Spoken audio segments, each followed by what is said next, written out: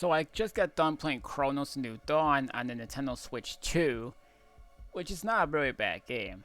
But it's sad to say that this game has gotten overshadowed by a certain $20 game, which is pretty sad to see. Although it is doing pretty well in terms of the wish listings and somewhat of the sellings. This game was made by Bloober Team for Switch 2, PS5, Xbox Series, and also on Steam and GOG. The game is not out yet at the time of this recording on physical version of both the PS5 and the Switch 2 version. So this game has you play as this time traveling character called the Traveler, which is something you'll be doing.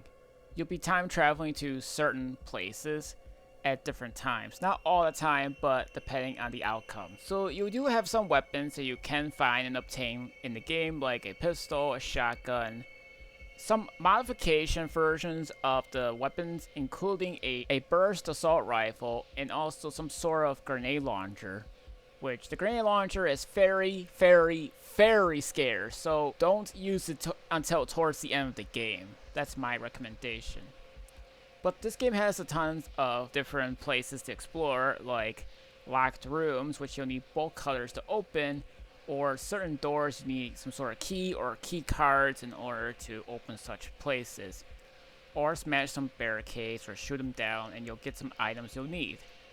So this game has some similarities to Dead Space, like how the gameplay is, and also that you're fighting some monsters and trying to open up some biomes to go in different areas. Also, like I said, there isn't many weapons, but the inventory is pretty limited unless you find some cores in order to upgrade them.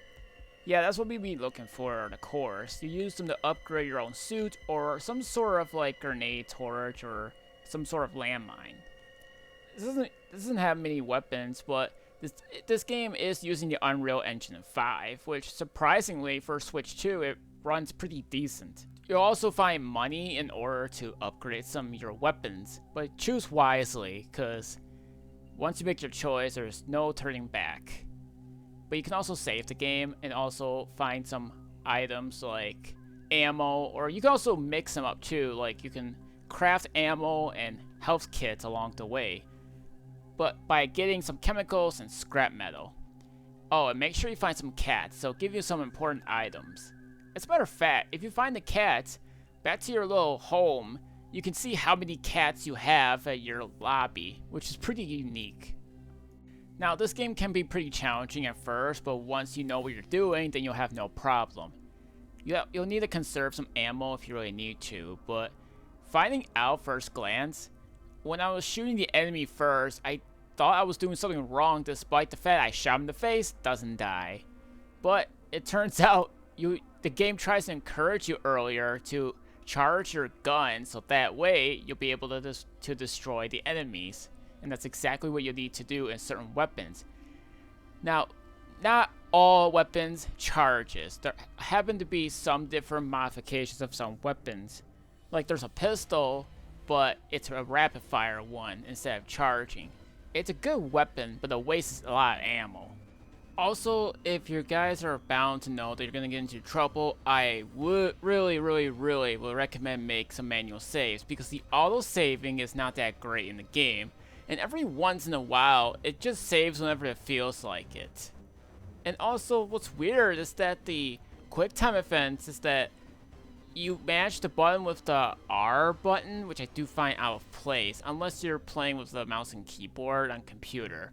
However, if you guys don't like the tapping of the quick time event, there is an option for you guys to hold the quick time event button instead of tapping, which I do think is good for some parts of the game and whatever. It really depends if you guys are pretty tired of pressing the buttons quickly, because I know some people that have struggles with that itself.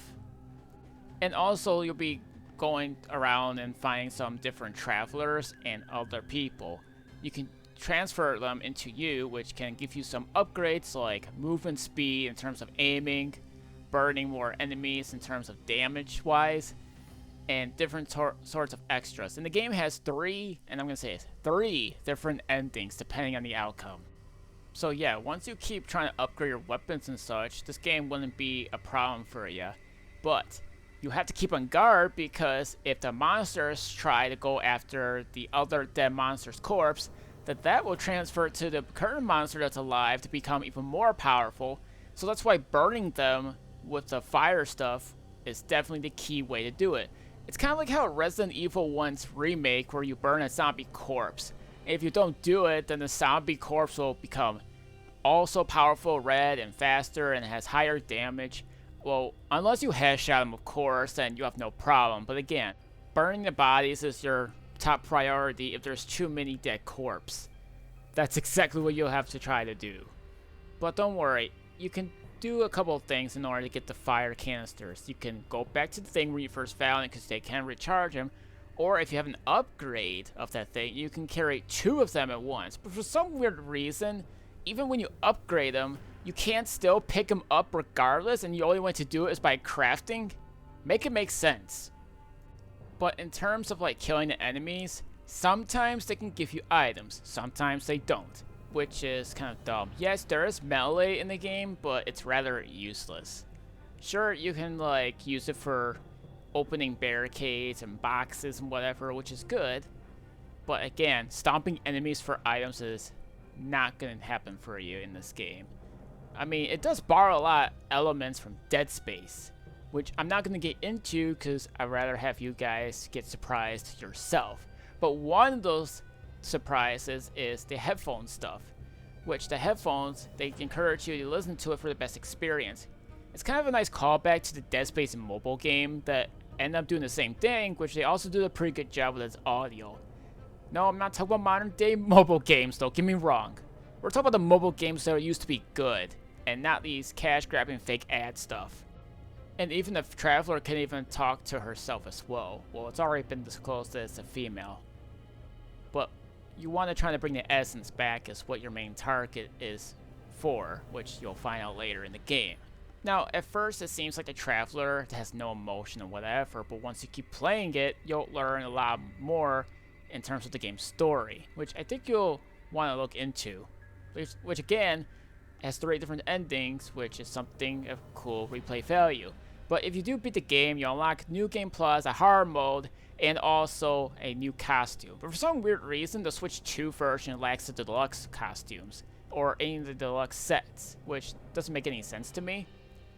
But the Switch 2 version does have motion controls and mouse support.